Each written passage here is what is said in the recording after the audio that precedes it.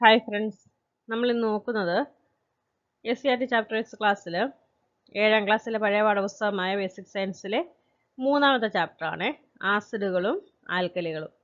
നമുക്ക് ക്ലാസ്സിലേക്ക് പോവാം. നോക്കിക്കേ, ഇവിടെ എന്താ പറഞ്ഞേക്കുന്നത് നോക്കാമേ. ഇവിടെ ഒരു ഡയറി കുറിപ്പ് കാണിച്ചിട്ടുണ്ട്. എന്താ അതിൽ പറഞ്ഞേക്കുന്നത്? ഇന്നലെ മാജിക്ക് കാണാൻ പോയി. മജീഷ്യൻ ബോർഡിൽ ഒരു വെള്ളക്കടലാസ് ഒട്ടിച്ചു. ഒരു തുവാലയെടുത്ത ബോർഡ് പതുക്കെ തുടച്ചു. അത്ഭുതം, ബോർഡിൽ ചുവന്ന അക്ഷരങ്ങൾ തെളിഞ്ഞു വരുന്നു. അപ്പോൾ ഷഹാന എന്ന് പറയുന്ന ഒരു കുട്ടിയുടെ ഡയറി കുറിപ്പാണ് പറഞ്ഞേക്കുന്നത്. അപ്പോൾ ഇവിടെ ഒരു മാജിക്കാ പറയുന്നത് അല്ലേ? എന്താണ്? മജീഷ്യൻ വെള്ളക്കടലാസിൽ തുവാലയം കൊണ്ട് തൂക്കുമ്പോൾ ചുമന്ന ലെറ്റർ തെളിഞ്ഞു വരുന്നെന്നാണ് പറയുന്നത്. അപ്പോൾ അതെന്താ കാരണമെന്നാണ് നമ്മൾ ഇനിയും നോക്കുന്നത്. ഇവിടെ ഒരു എക്സ്പെരിമെന്റ് പറയുന്നുണ്ട്. നമുക്കൊന്ന് വായിച്ച് നോക്കാം എന്താ പറയുന്നതെന്ന്. വെള്ളപ്പേപ്പർ എടുത്ത് അതിലൊരു ചെടിയുടെ ചിത്രം വരയ്ക്കുക. എന്നിട്ട് എന്ത് ചെയ്യണം? ചെടിയിൽ പൂക്കൾ വരയ്ക്കേണ്ട ഭാഗത്ത് നാരങ്ങാനീര് ഉപയോഗിച്ച് പൂവിതളുകൾ വരയ്ക്കണം. ഒരു കമ്പ് നാരങ്ങാനീരിൽ മുക്കി വരച്ചാൽ മതി. പൂവിതൾ നമുക്ക് ഒരു കമ്പ് നാരങ്ങാനീരിൽ മുക്കിയിട്ട് വരച്ചാലും മതി എന്നാണ് പറഞ്ഞേക്കുന്നത്. പിന്നെന്താണ്? ഉണങ്ങിക്കഴിയുമ്പോൾ പൂക്കളില്ലാത്ത ചെടി മാത്രം നമുക്ക് കാണാൻ സാധിക്കും. ചെമ്പരത്തി പൂക്കൾ ഒരു തുണിക്കഷ്ണത്തിൽ നന്നായി ഉരയ്ക്കുക. പിന്നെന്താ പറയുന്നത്? ചെമ്പരത്തി പൂക്കൾ ഒരു തുണിക്കഷ്ണത്തിൽ നന്നായിട്ട് ഉരയ്ക്കണം. എന്നിട്ട് നമ്മൾ എന്താ ചെയ്യേണ്ടത്? ചെടിയുടെ ചിത്രം വരച്ച പേപ്പർ ബോർഡിൽ ഉറപ്പിച്ചിട്ട് തുണിയിൽ ചെമ്പരത്തി പൂക്കൾ ഉരച്ച ഭാഗം കൊണ്ട് എന്തോ ചെയ്യണം? കടലാസിൽ പൂക്കൾ വരച്ച ഭാഗം തുടയ്ക്കണം. അപ്പോൾ എന്താ കാണാൻ സാധിക്കുന്നത്? അപ്രത്യക്ഷമായ പൂവ് നമുക്ക് പ്രത്യക്ഷമാകുന്നത് കാണാൻ സാധിക്കും. അപ്പോൾ ഈ ചിത്രത്തിൽ കാണിച്ചിരിക്കുന്നത് പോലെ ചുവന്ന പൂക്കൾ നമുക്ക് കാണാൻ സാധിക്കും. ഓക്കെ. മോര്, വെള്ളം, വെളിച്ചെണ്ണ, വിനാഗിരി, സോപ്പ് വെള്ളം, പഞ്ചസാര ലായനി, ഉപ്പ് ലായനി, പുളി കലക്കിയ വെള്ളം, പാൽ തുടങ്ങിയവയിൽ ചെമ്പരത്തി പേപ്പർ ഉപയോഗിച്ച് പരീക്ഷണം ചെയ്യാൻ പറഞ്ഞിട്ടുണ്ട്. അപ്പോൾ നമുക്ക് ചില ദ്രാവകങ്ങളിൽ ചെമ്പരത്തി പേപ്പർ ചുമപ്പ് നിറമായി മാറുന്നത് കാണാം. അത് ഏതൊക്കെയാണ്? മോര്, വിനാഗിരി, പുളി കലക്കിയ വെള്ളം. ഇതിലൊക്കെ എന്താണ് നമുക്ക് കാണാൻ സാധിക്കുന്നത്? ചെമ്പരത്തി പേപ്പർ ചുമപ്പ് നിറമായിട്ട് മാറും. അപ്പോൾ ചെമ്പരത്തി പേപ്പർ ചുവപ്പ് നിറമായിട്ട് മാറിയ ദ്രാവകങ്ങളുടെ പ്രത്യേകത എന്താണ്? പൊതുവേ ഇവയ്ക്കെല്ലാം എന്താണുള്ളത്? പുളി രുചിയാണുള്ളത് അല്ലേ? ഇനിയും ചെമ്പരത്തി പേപ്പർ എന്ന് പറഞ്ഞാൽ എന്താ നോക്ക്. ഒരു ചെറിയ കഷ്ണം വെള്ള പേപ്പറിന്റെ ഇരുവശത്തും ചെമ്പരത്തി പൂവ് നന്നായി ഉരച്ച് പിടിപ്പിക്കുക. പേപ്പർ ഉണങ്ങിയെടുത്ത ശേഷം പറ്റിപ്പിടിച്ചിരിക്കുന്ന പൂവിന്റെ അംശങ്ങൾ നീക്കം ചെയ്യുക. കത്രിക ഉപയോഗിച്ച് പേപ്പർ വീതി കുറഞ്ഞതും നീളം കുറഞ്ഞതുമായ കഷ്ണങ്ങളായി മുറിച്ചെടുക്കുക. ഇതിനെ ചെമ്പരത്തി പേപ്പർ എന്ന് വിളിക്കാം. ഇനിയും ലിറ്റ്മസ് പേപ്പർ എന്താന്ന് നോക്കിക്കേ. ചെമ്പരത്തി പേപ്പർ പോലെ ലബോറട്ടറിയിൽ സാധാരണ ഉപയോഗിക്കുന്നത് ലിറ്റ്മസ് പേപ്പർ ആണ്. ഇവ ചുമപ്പ് നീല നിറങ്ങളിൽ ഉണ്ട്. ഓക്കെ. പിന്നെ നമ്മൾ ചെമ്പരത്തിയുടെ ഇതള് തിളപ്പിച്ച് വെള്ളം കുടിക്കാറുണ്ട് അല്ലേ? അപ്പോൾ ചെമ്പരത്തിയുടെ ഇതള് നമ്മൾ തിളപ്പിക്കുമ്പോൾ കളർ എന്താണ്? നീല നിറമാണ്. അതിലേക്ക് ഒരു നുള്ള നാരങ്ങാനീര് നമുക്ക് ഒഴിക്കുമ്പോൾ എന്താ കാണാൻ സാധിക്കുന്നത്? കളർ മാറി ഒരു റെഡ് കളറിൽ ആ ഒരു ലായനി മാറും. എന്നിട്ട് നമ്മൾ പഞ്ചസാരയൊക്കെ ഇട്ട് കുടിക്കാറുണ്ട് ജ്യൂസായിട്ട്. ഓക്കെ, അങ്ങനെ ചെയ്തിട്ടുണ്ടോയെന്ന് അറിയില്ല, ചിലരൊക്കെ അങ്ങനെ ചെയ്യാറുണ്ട്. ഓക്കെ, ഇവിടെ നോക്കിക്കേ. ഇവിടെ ഞാൻ എക്സ്പെരിമെന്റ് ചെയ്തേക്കുന്നതാണ്.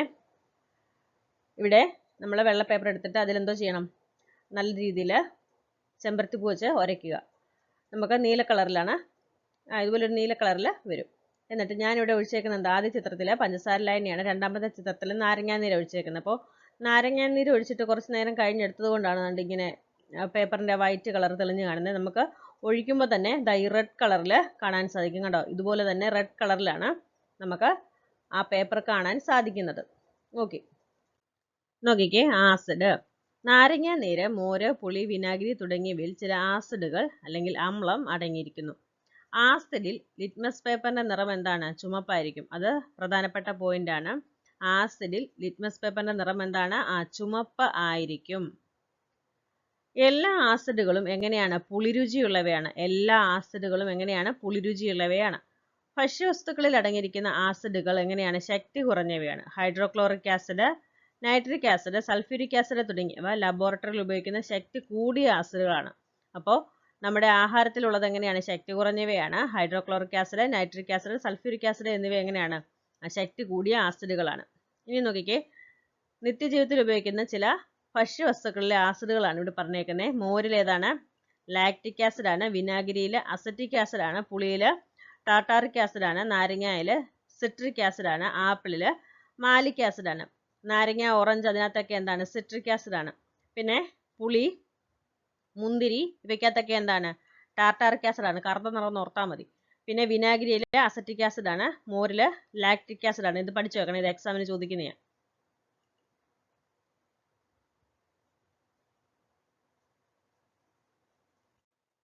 നോക്കിക്കേ, ഇവിടെ ചില ആസിഡുകൾക്ക് ഉദാഹരണമുണ്ട്. നമ്മൾ നോക്കിയതുകൊണ്ട് നോക്കാത്തതുകൊണ്ട്. ഓർഗാനിക് ആസിഡ് നോക്ക്, അസറ്റിക് ആസിഡ്, വിനാഗിരി, സിട്രിക് ആസിഡ്, നാരങ്ങാനീര്, malic acid, apple, ascorbic acid നെല്ലിക്ക, ടാർട്ടാറിക് ആസിഡ് പുളി, ഓക്സാലിക് ആസിഡ് തക്കാളി, ഫോമിക് ആസിഡ് ഉറുമ്പില്, ലാക്റ്റിക് ആസിഡ് മോരില്.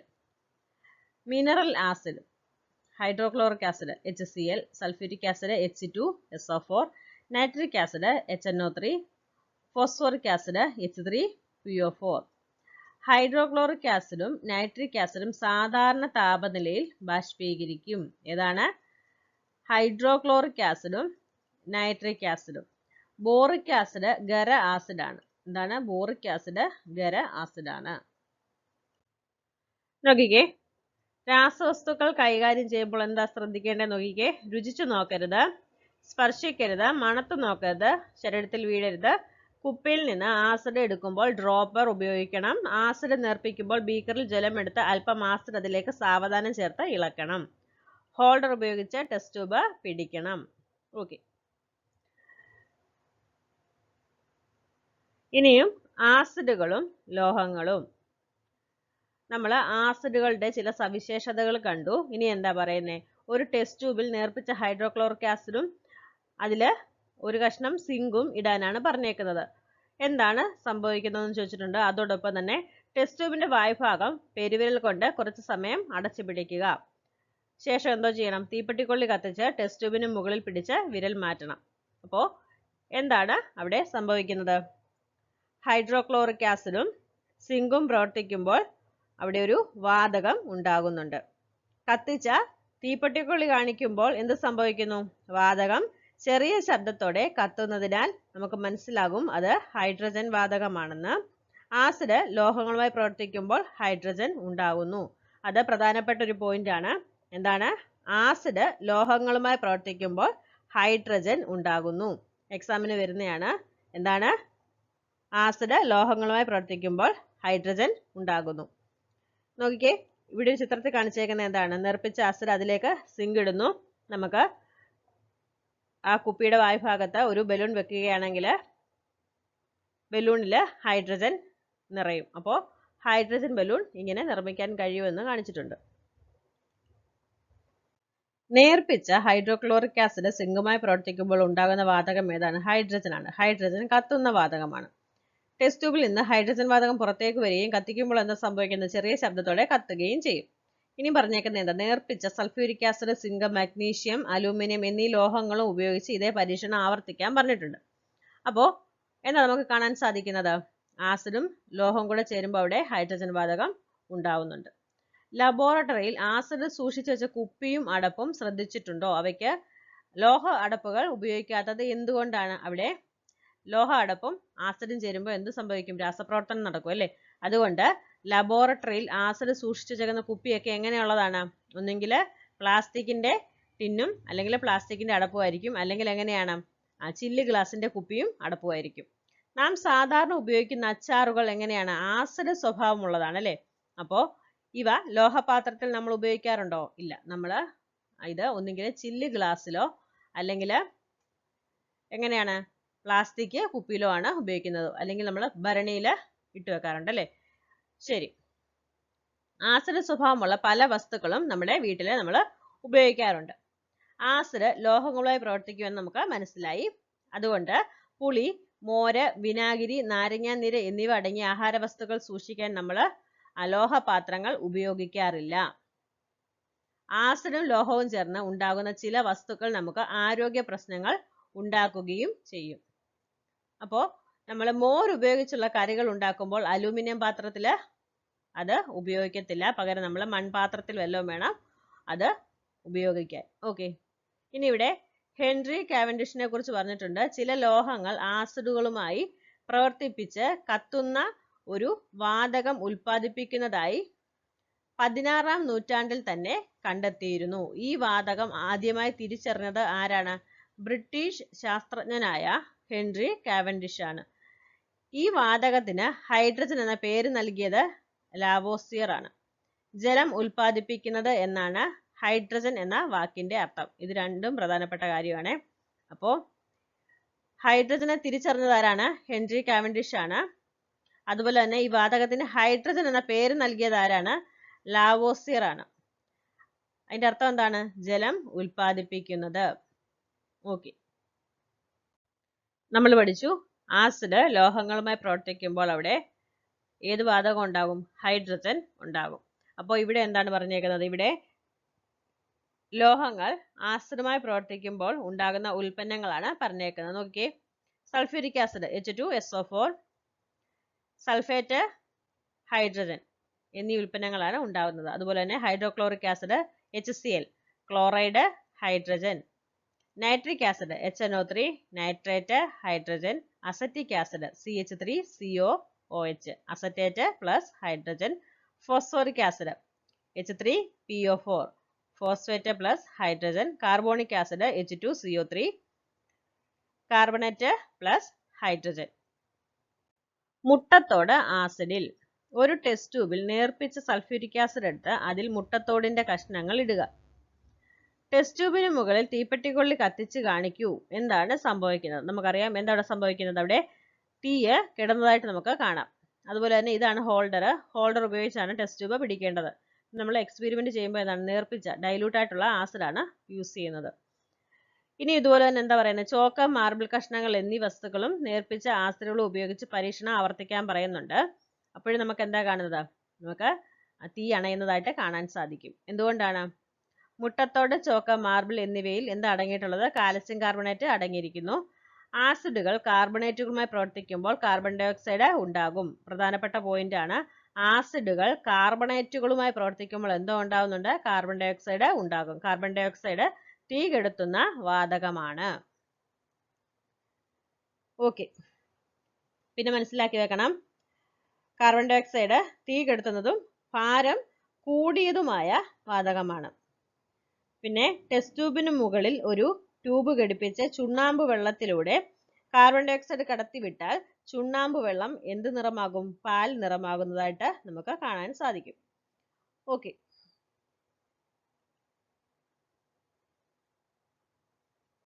നോക്കിക്കേ, ഈ ഒരു ടേബിളിൽ എന്താ പറയുന്നത്? കാർബണേറ്റുകൾ ആസിഡുമായി പ്രവർത്തിക്കുമ്പോൾ കാർബൺ ഡൈ ഓക്സൈഡും ജലവും ലവണവും ഉണ്ടാകുന്നു. അതാണ് ഈ ഒരു ടേബിളിൽ പറഞ്ഞേക്കുന്നത്. നോക്കിക്കേ, ഇവിടെ ഒരു പ്രവർത്തനം പറഞ്ഞിട്ടുണ്ട്. നമുക്ക് ജസ്റ്റ് നോക്കാം. നമുക്കും നിർമ്മിക്കാം ഒരു അഗ്നിശമനി. എന്താ അഗ്നിശമനി? നമ്മൾ കണ്ടിട്ടുണ്ട്. ഇതാ ഒരു ചിത്രം കണ്ടോ? തീയൊക്കെ ഉണ്ടാകുമ്പോൾ ഇതാണ് അണയ്ക്കാൻ വേണ്ടിയിട്ടൊക്കെ ഉപയോഗിക്കുന്നത് അല്ലേ? അപ്പോൾ ഇവിടെ എന്താണ്? ഒരു പ്രവർത്തനം പറഞ്ഞിട്ടുണ്ട്. അതിൽ വേണ്ട സാധനങ്ങൾ വിനാഗിരി, അപ്പക്കാരം, പ്ലാസ്റ്റിക് ബോട്ടിൽ, പ്ലാസ്റ്റിക് ട്യൂബ്, മെഴുകുതിരി. നമുക്ക് മനസ്സിലാക്കേണ്ട കാര്യം എന്താണ്? വിനാഗിരി അസറ്റിക് ആസിഡ് ആണ്, സോഡിയം ബൈകാർബണേറ്റ് ആണ് അപ്പക്കാരം. അപ്പോൾ ഇവ തമ്മിൽ പ്രവർത്തിക്കുമ്പോൾ എന്തോ ഉണ്ടാകും? കാർബൺ ഡൈ ഓക്സൈഡ് ഉണ്ടാകും. അപ്പോൾ ഈ ഒരു തത്വം ഉപയോഗിച്ചാണ് അഗ്നിശമനി പ്രവർത്തിക്കുന്നത്. ഓക്കെ, ഇനി ഇവിടെ കോഴിമുട്ടയുടെ മാജിക് എന്ന് പറഞ്ഞ് കൊടുത്തിട്ടുണ്ട്. നമുക്കൊന്ന് ജസ്റ്റ് വായിക്കാം. ബീക്കറിനുള്ളിൽ ഒരു കോഴിമുട്ട വയ്ക്കുക. ബീക്കർ നിറയെ എന്തോ എടുക്കണം? വിനാഗിരി എടുക്കണം. കോഴിമുട്ട മുകളിലേക്ക് വന്ന ശേഷം താഴേക്ക് പോകുന്നു. ഈ പ്രവർത്തനം ആവർത്തിച്ചുകൊണ്ടേയിരിക്കും. എന്താ കാരണം? മുട്ടത്തോടിലെ കാർബണേറ്റ് ആസിഡുമായി പ്രവർത്തിച്ച് കാർബൺ ഡൈ ഓക്സൈഡ് ഉണ്ടാകുന്നു. മുട്ടയുടെ ഉപരിതലത്തിൽ കാർബൺ ഡൈ ഓക്സൈഡ് നിറഞ്ഞ് നിൽക്കുന്നത് കൊണ്ടാണ് കോഴിമുട്ട ഉയരുന്നത്. മുകളിലെത്തുമ്പോൾ കാർബൺ ഡൈ ഓക്സൈഡ് മുട്ടയുടെ ഉപരിതലത്തിൽ നിന്ന് പുറത്തേക്ക് പോകുന്നതിനാൽ കോഴിമുട്ട താഴുന്നു. നോക്കിക്കേ, ആസിഡുകളുടെ പൊതു സ്വഭാവങ്ങൾ. ആസിഡുകളും വിവിധ വസ്തുക്കളും ഉപയോഗിച്ച് ചില പരീക്ഷണങ്ങൾ നമ്മൾ ചെയ്തു. ഇവിടെ നോക്കിക്കേ, ഇവിടെ ചില സൂചകങ്ങൾ തന്നിട്ടുണ്ട്. ആസിഡുകളുടെ പൊതു സ്വഭാവങ്ങൾ നമുക്ക് നോക്കാം. ആസിഡിൽ ലിറ്റ്മസ് പേപ്പറിന്റെ നിറം എന്താണ്? നമുക്കറിയാം, ചുമപ്പാണ് അല്ലേ? രുചി എങ്ങനെയാണ്? പുളിരുചിയാണ്. ലോഹങ്ങളുമായുള്ള പ്രവർത്തനം. ആസിഡ് ലോഹങ്ങളുമായി പ്രവർത്തിക്കുമ്പോൾ എന്തോ ഉണ്ടാകും? ഹൈഡ്രജൻ ഉണ്ടാകും. അതുപോലെ തന്നെ കാർബണേറ്റുകളുമായി പ്രവർത്തിക്കുമ്പോൾ എന്തോ ഉണ്ടാകും?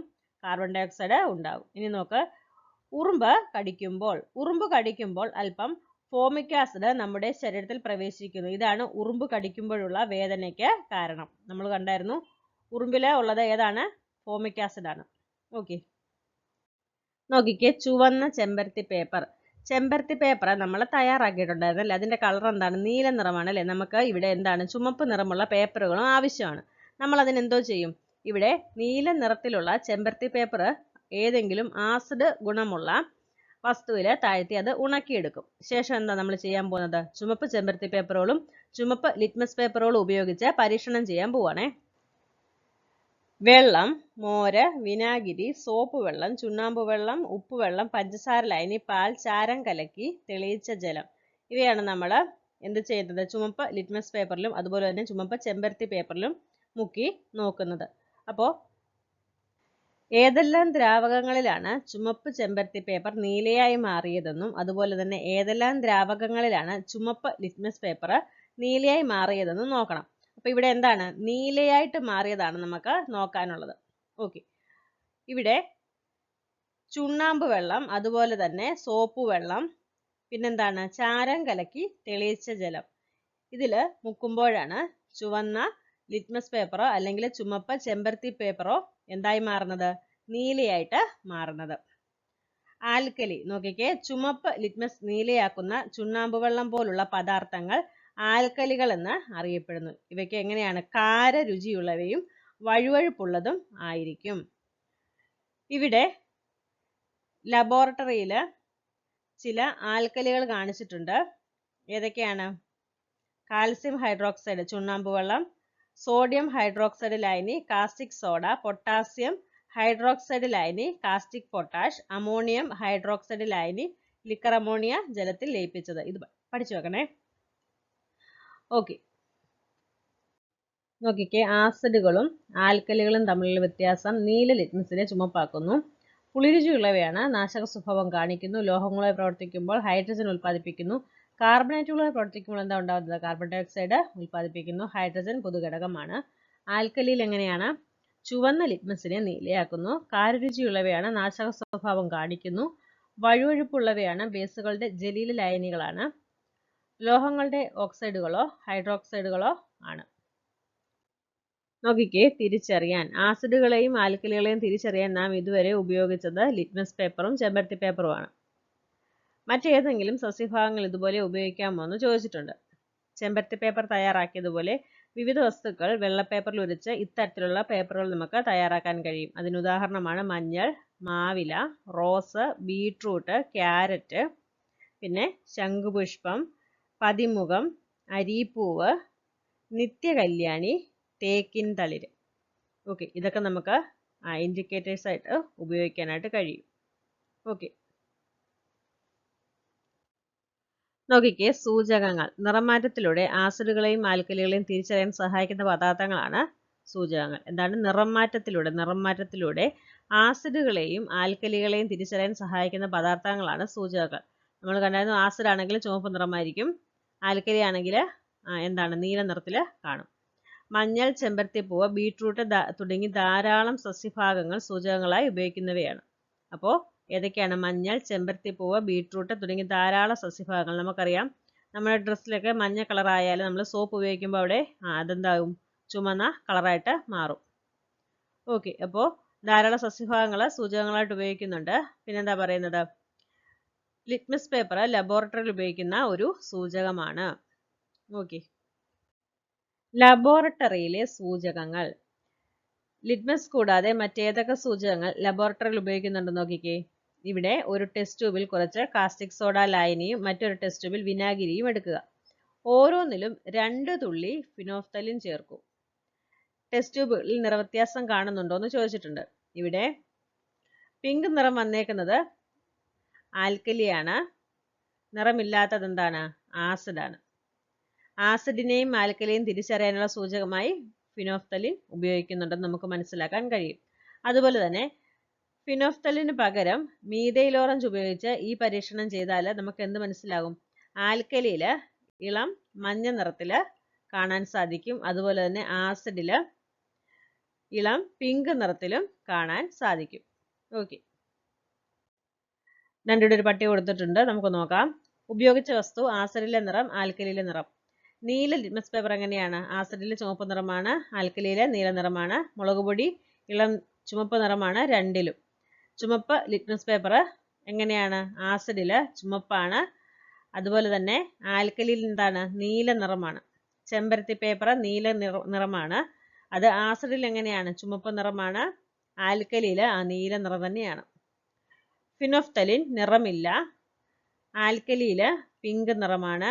വെള്ള പേപ്പർ രണ്ടിലും വെള്ളയാണ്, കരിപ്പൊടി രണ്ടിലും കറുപ്പാണ്. മീഥൈൽ ഓറഞ്ച് ആസിഡിൽ ഇളം പിങ്കാണ്, അതുപോലെ തന്നെ ആൽക്കലിയിൽ ഇളം മഞ്ഞയാണ്. പിന്നെ തുള്ളി നീലം രണ്ടിലും നീല നിറമാണ്. മഞ്ഞൾ ആസിഡിലെ നിറം മഞ്ഞയാണ്, ആൽക്കലിയിലെ നിറം എന്താണ്? ചുമപ്പാണ്. ഇനി ഇവിടെ നോക്ക്, സാർവീക സൂചകം, യൂണിവേഴ്സൽ ഇൻഡിക്കേറ്റർ. പല സൂചകങ്ങളുടെയും ഒരു മിശ്രിതമാണ് സാർവീക സൂചകം. എന്താണ്? പല സൂചകങ്ങളുടെയും ഒരു മിശ്രിതമാണ് സാർവീക സൂചകം. ആസിഡ് സ്വഭാവത്തിന്റെയും ആൽക്കലി സ്വഭാവത്തിന്റെയും തീവ്രതയനുസരിച്ച് പല നിറങ്ങളും സാർവീക സൂചകം ഉപയോഗിക്കുമ്പോൾ ലഭിക്കും.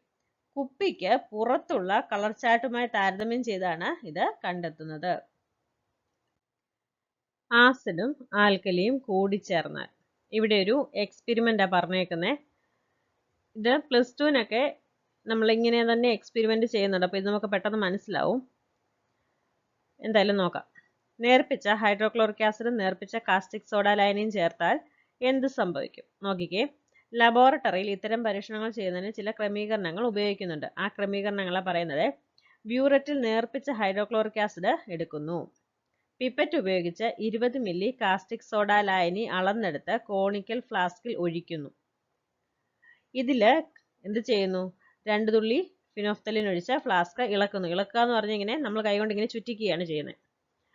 ബ്യൂററ്റിലെ ടാപ്പിന് താഴെ കോണിക്കൽ ഫ്ലാസ്ക് വയ്ക്കുക. ബ്യൂററ്റിന്റെ ടാപ്പ് അല്പം തുറന്ന് ആസിഡ് തുള്ളി തുള്ളിയായി കോണിക്കൽ ഫ്ലാസ്കിൽ വീഴ്ത്തുക. കോണിക്കൽ ഫ്ലാസ്ക് ഇളകിക്കൊണ്ട് ഇരിക്കണം. അപ്പോൾ നമ്മൾ ആ തുള്ളി തുള്ളിയായിട്ട് വീഴ്ത്തുന്നതിൽ വളരെ ശ്രദ്ധിച്ചു വേണം ചെയ്യാൻ. പെട്ടെന്ന് അത് ചെയ്ത് കഴിഞ്ഞാൽ നമുക്ക് ആ എക്സ്പെരിമെന്റ് സക്സസ്ഫുൾ ആവത്തില്ല. അപ്പോൾ നമ്മൾ തുള്ളി തുള്ളിയായിട്ട് തന്നെ എന്തോ ചെയ്യണം? അതിൻ്റെ ഡ്രോപ്സ് അതിലേക്ക് വീഴ്ത്തണം. കോണിക്കൽ ഫ്ലാസ്ക് ഇളക്കിക്കൊണ്ട് ഇരിക്കണം. നമ്മൾ തുള്ളി വീഴുന്നതിനനുസരിച്ച് ഇങ്ങനെ ഇളക്കിക്കൊണ്ട് കൈകൊണ്ട് ഇങ്ങനെ ചുറ്റിച്ചുകൊണ്ടും ഇരിക്കണം. ഫ്ലാസ്കിലെ ആൽക്കലിയുടെ നിറം ഇല്ലാതാവുന്ന നിമിഷത്തിൽ ടാപ്പ് അടയ്ക്കുക. നമുക്കറിയാം അവിടെ എന്താണ്? ഒരു പിങ്ക് കളർ ഉണ്ടല്ലേ. അപ്പോൾ അവിടെ കളറ് ഇല്ലാണ്ടാവണം. ആ ഒരു നിമിഷം തന്നെ എന്തോ ചെയ്യണം? ടാപ്പ് അടയ്ക്കണം. ഇനിയും ഡ്രോപ്സ് നമ്മൾ ഒഴിക്കരുത്. കോണിക്കൽ ഫ്ലാസ്കിൽ നിറമില്ലാതായ ലായനിക്ക് ആസിഡിന്റെയോ ആൽക്കലിയുടെയോ ഗുണങ്ങൾ ഉണ്ടോ എന്നാണ് ചോദിച്ചേക്കുന്നത്. നമുക്ക് മനസ്സിലാവും അവിടെ എന്താണ്? അവിടെ ആ ഒരു ലായനി എന്ന് പറയുന്നത് ന്യൂട്രൽ ആയിട്ടാണ് ഇരിക്കുന്നത്. ഇനി നോക്കിക്കേ. നിർവീരീകരണം, ന്യൂട്രലൈസേഷൻ. ആസിഡും ആൽക്കലിയും നിശ്ചിത അളവിൽ കൂടിച്ചേരുമ്പോൾ ആസിഡിന്റെയും ആൽക്കലിയുടെയും ഗുണങ്ങൾ നഷ്ടപ്പെടുകയും ലവണവും ജലവും ഉണ്ടാവുകയും ചെയ്യുന്നു. ഈ പ്രവർത്തനമാണ് നിർവീരീകരണം. അവിടെ എന്ത് സംഭവിക്കുന്നുണ്ട്? ആസിഡും ആൽക്കലിയും നിശ്ചിത അളവിൽ കൂടിച്ചേരുമ്പോൾ ആസിഡിന്റെ ഗുണവും ഉണ്ടാവുന്നില്ല, അതുപോലെ തന്നെ ആൽക്കലിയുടെയും ഗുണം ഉണ്ടാവുന്നില്ല. അവിടെ എന്താ ഉണ്ടാവുന്നത്? ലവണവും ജലവും ഉണ്ടാവുന്നുണ്ട്. ഈ പ്രവർത്തനത്തെയാണ് നിർവീരീകരണം എന്ന് പറയുന്നത്. ഇക്വേഷൻ കൊടുത്തിട്ടുണ്ട്. ആസിഡും ആൽക്കലിയും ചേരുമ്പോൾ എന്തുണ്ടാവുന്നുണ്ട്? ജലവും ലവണവും ഉണ്ടാവുന്നുണ്ട്. എന്നിട്ട് ഇവിടെ പറഞ്ഞിട്ടുണ്ട് ഹൈഡ്രോക്ലോറിക് ആസിഡും sodium hydroxide caustic soda. Hydrochloric acid HCl, sodium hydroxide എന്ന് പറയുന്നത് എന്താണ്? NaOH. അത് ചേരുമ്പോൾ എന്തോ ഉണ്ടാവുന്നുണ്ട്? സോഡിയം ക്ലോറൈഡ്, അതായത് ഉപ്പ്. NaCl, അതും ജലവും H2O ഉണ്ടാവുന്നു.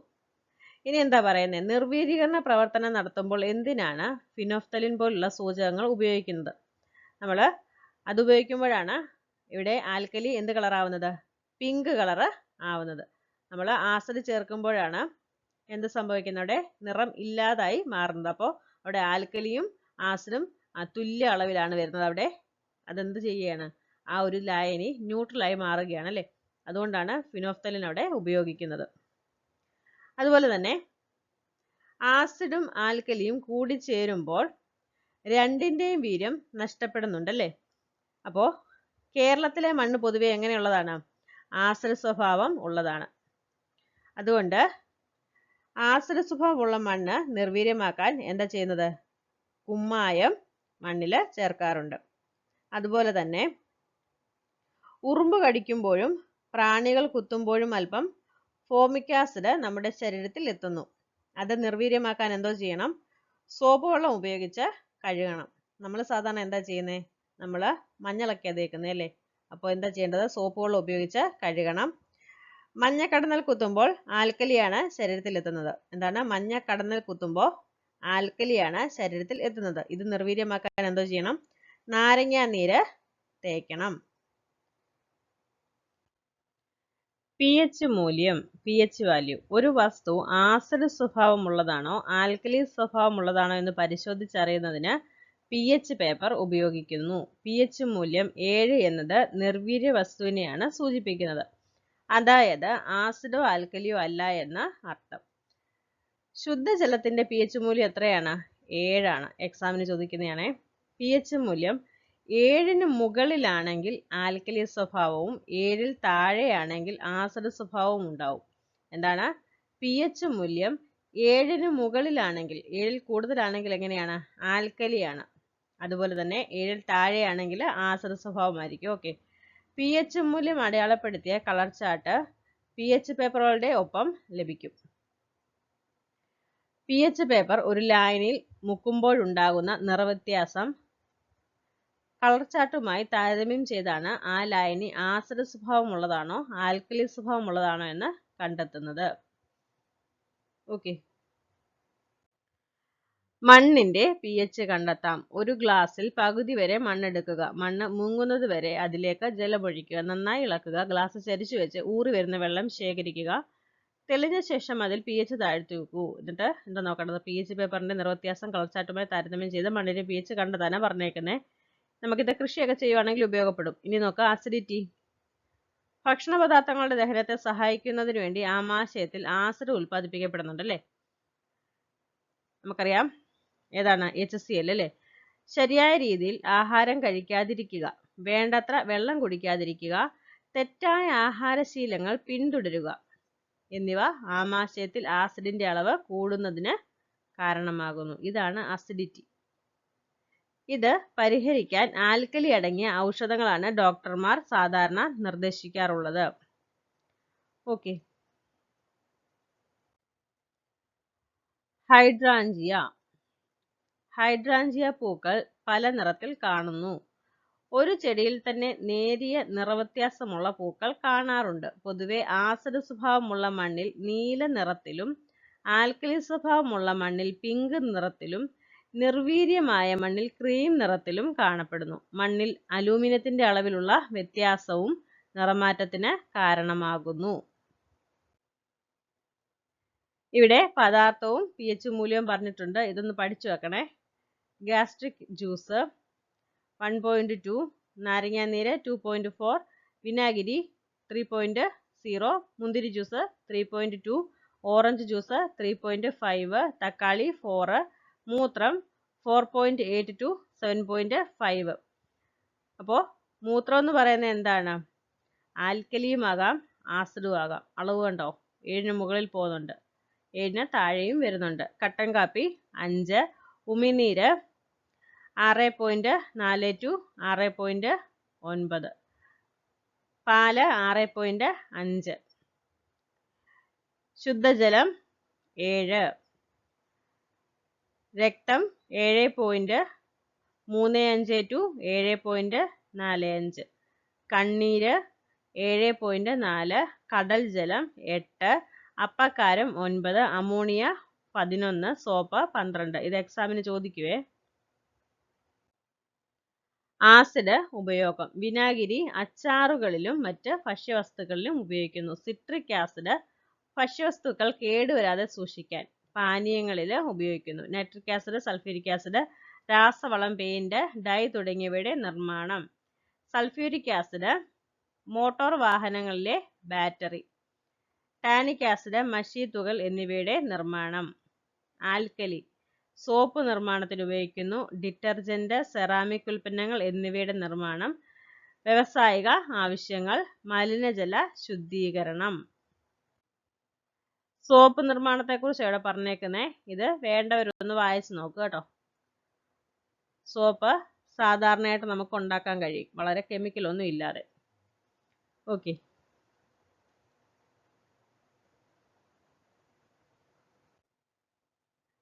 നമ്മുടെ ഈ ഒരു ക്ലാസ് കഴിഞ്ഞിട്ടുണ്ട്. ഈ ഒരു ക്ലാസ് നിങ്ങൾക്ക് ഉപകാരപ്പെട്ടെന്ന് വിശ്വസിക്കുന്നു. Okay, thank you.